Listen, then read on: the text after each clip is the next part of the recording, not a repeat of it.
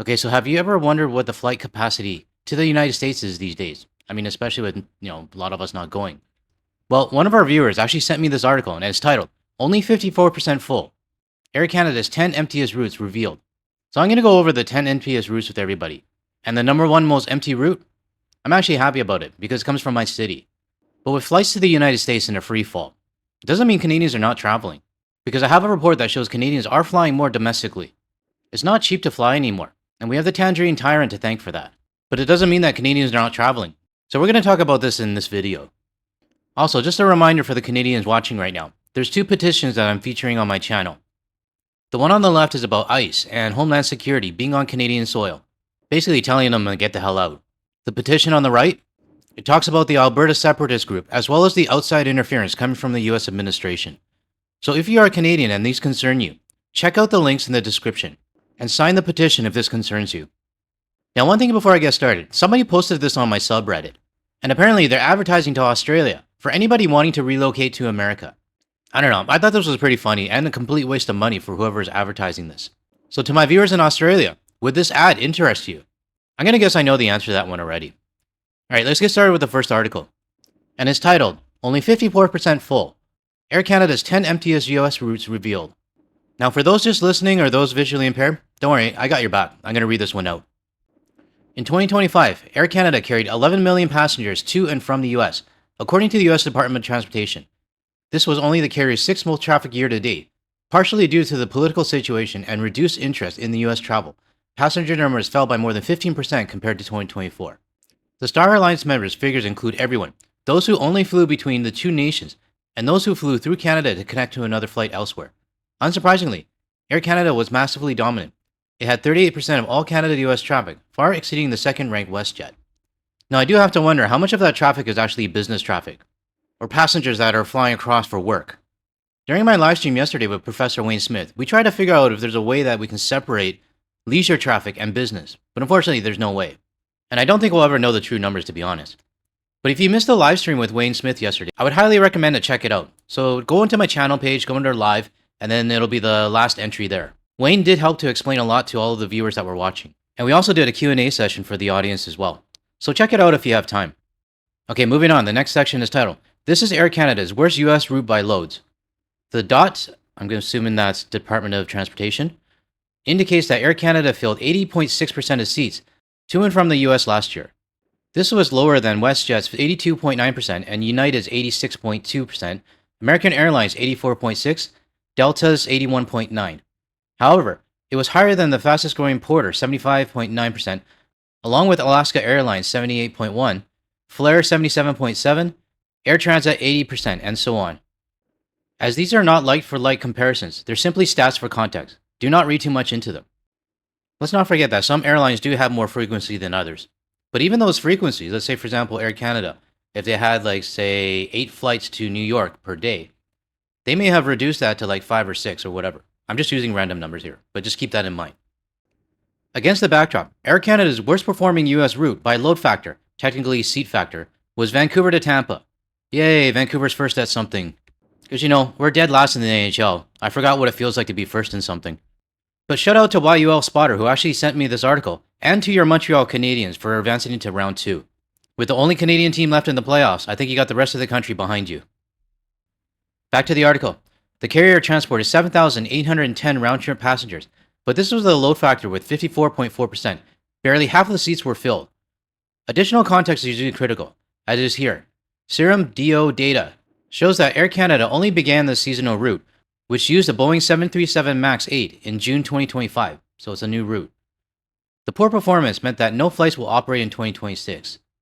I hope not. The next 4 worst performing links by loads. With just 59.8% seats filled, Toronto to Detroit was the second worst route, in this sense that 49,596 round-trip passengers. Except during the pandemic, this short route had the fewest flights in many years. In 2025, nearly half as many departures existed compared to before COVID-19 in 2019, and it was despite considerably few services being available between Montreal and Michigan.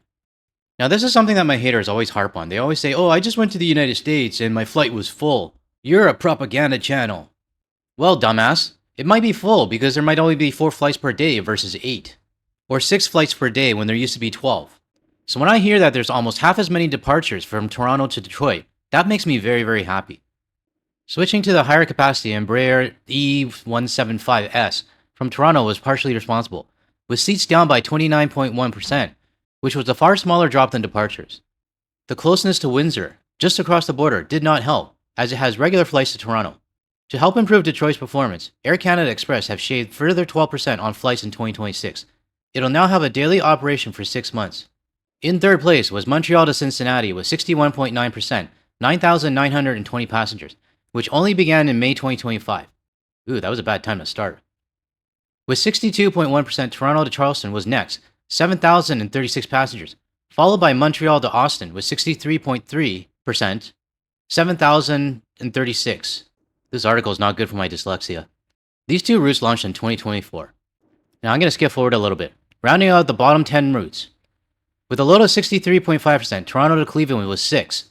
The number of flights in 2025 was at their lowest levels for many years, which was because no departures existed for the first 4 months of the year. Unlike 2024, they operated the last 2 months of 2025, but did predictably poorly. November had a load of 54.5%, which rose to 63 for December.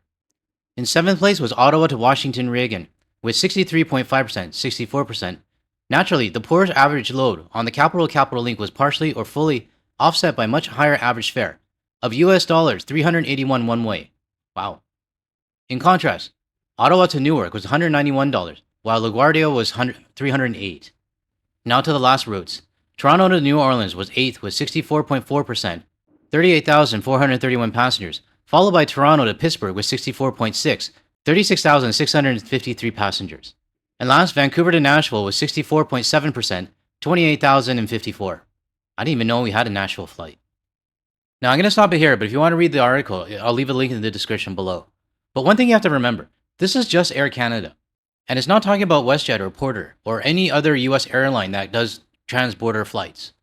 We know for a fact that flights from Europe and Asia have been reduced to the United States. So if you step back and think of it from a global perspective, how many seats to the United States have been left unsold? I don't think we'll ever know that number, but it'll probably be pretty large. But to make things easier for everyone, because I read out a lot of numbers, YO Spotter also sent me this infograph, and the source is the US Department of Transportation. I'll read it out to everyone and summarize the numbers, which I just read out earlier. Vancouver to Tampa, load factor, 54.4%. Toronto to Detroit, 59.8%. Montreal to Cincinnati, 61.9%. Toronto to Charleston, 62.1%. Montreal to Austin, 63.3%. Toronto to Cleveland, 63.5%. Ottawa to Washington Reagan, 63.5%. Toronto to New Orleans, 64.4%. Toronto to Pittsburgh, 64.6%. Vancouver to Nashville, 64.7%. So this makes it crystal clear to me that travel to the United States is down. We already knew that, but I like showing numbers. I don't like reading numbers, but I like showing them. But there's no indicator that any of these numbers are going to improve, or any of these routes are going to be put back into place. The only thing that might improve these, you get the diaper Don out of the office, and then maybe some Canadians, they might think about going back. But for me, probably not. I want to thank you again, YUL Spotter, for sharing this with me so I can share it with the community. Now, all of these numbers going down, it doesn't mean Canadians aren't traveling anymore. And this next report shows that Canadians are choosing to travel at home, or just go elsewhere. Let's take a look. Good evening and thank you for joining us. Domestic air travel is taking off across Canada with more people choosing to fly closer to home this spring. It comes as airlines expand their domestic networks, giving travelers more options to explore everything this country has to offer. CTV's Josh Morano joins us live in studio with more on this. Josh. Yeah, Austin, numbers from Statistics Canada show domestic air travel was up 10% in March compared to last year. The stats come at a time when flying isn't as affordable as it used to be due to rising fuel prices, but people I spoke with today say they aren't letting that get in the way of their travel plans. Now, before we go on, I just want to get a pulse from the audience right now. Are the fuel prices causing you to not go on vacation? Because I know for some, it might be getting to that point where it is too expensive to fly. For me, I was hoping to come home this month for a visit, maybe even June. But with the combination of work projects as well as flight prices, I decided to delay it a bit. Maybe till after that stupid FIFA World Cup leaves my city. But I have seen from many viewers that they're making alternate plans instead. Starting to look at places that they may not have considered before that are within their budget. Someone emailed me and told me they started to look into going to Costa Rica instead, somewhere that they would never consider before. Others saying they're going to do road trips across Canada instead. So I'm curious, are these fuel charges, are they affecting your planning for a vacation this year? Let us know in the comments below.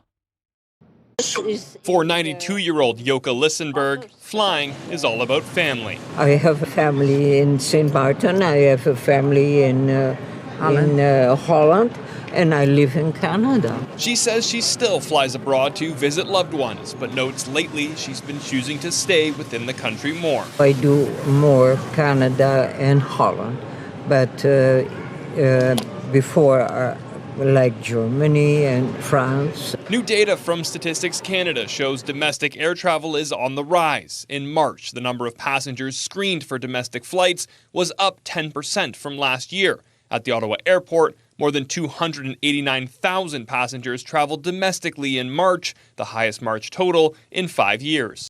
Now, I'm happy to see more domestic travel happening. I mean, 289,000 in Ottawa is not a small number for March. I'm kind of curious, how do I get the rest of the numbers for Canada? If anybody knows, let me know.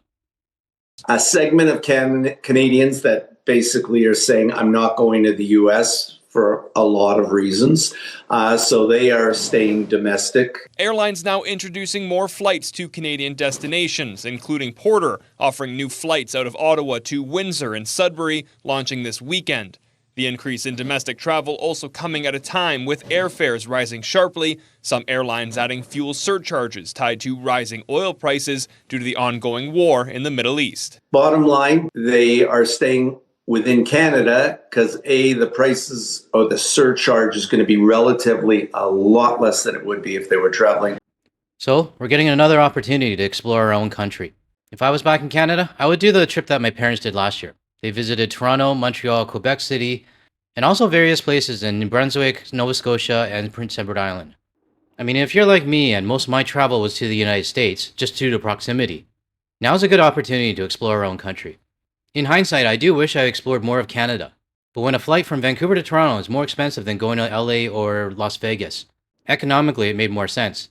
But things are different now, and when I do get the opportunity, I will be traveling Eastern Canada. Internationally. And while travelers note they feel the increase and some changes to service, that demand continues to build. Living in the Caribbean, we notice a lot more Canadians coming to visit us too. The interest in places outside of the U.S. definitely has increased. For Lissenberg, she says while she doesn't like busy airports, she enjoys seeing more people traveling like herself. Happy that they are in the country flying with Canadians. Firestone says another reason Canadians are looking to travel close to home are worries the fuel shortage could affect returning flights from international destinations who depend on the oil from the Strait of Hormuz. Austin. You know, I always think, how would life be right now if Harris did win? Well, for starters, my channel wouldn't exist. I would still probably be doing cross-border shopping. But you have to think how many people around the world have been affected by this. I mean, even if you're halfway around the world, or your country doesn't have that much dealings with the United States, you're still affected. Even those people that say, I don't talk politics, they're going to be affected in one way or another. I was joking with Josh when we did our live stream, and I said, the next time we talk, I hope there's going to be no major event or crisis that happens for the month of May. But then again, it's only May 4th at the time I'm recording this, and there's lots of days left in the month. To close off this video, I would like to thank Adrian, who posted this photo on the Guard the Leaf Hey Cafe page. And this is a photo from the Yukon River at Miles Canyon in the Yukon. I don't have many photos sent to me from the Yukon or the territories, so if you do have any photos, feel free to send them over my way. Just remember to have them in landscape mode though. So thank you again, Adrian, for sending this over and sharing it with the community. Alright, that's all I got for this video. If you found any value in anything I said today, or you want to hear more from a Canadian and international perspective, without the US media bias, make sure you hit that like and subscribe button below. That way you'll be notified of my future videos. And if you want to see more of my videos, check out the ones that are going to show up on your screen shortly. Thanks everyone, I'll see you in the next one.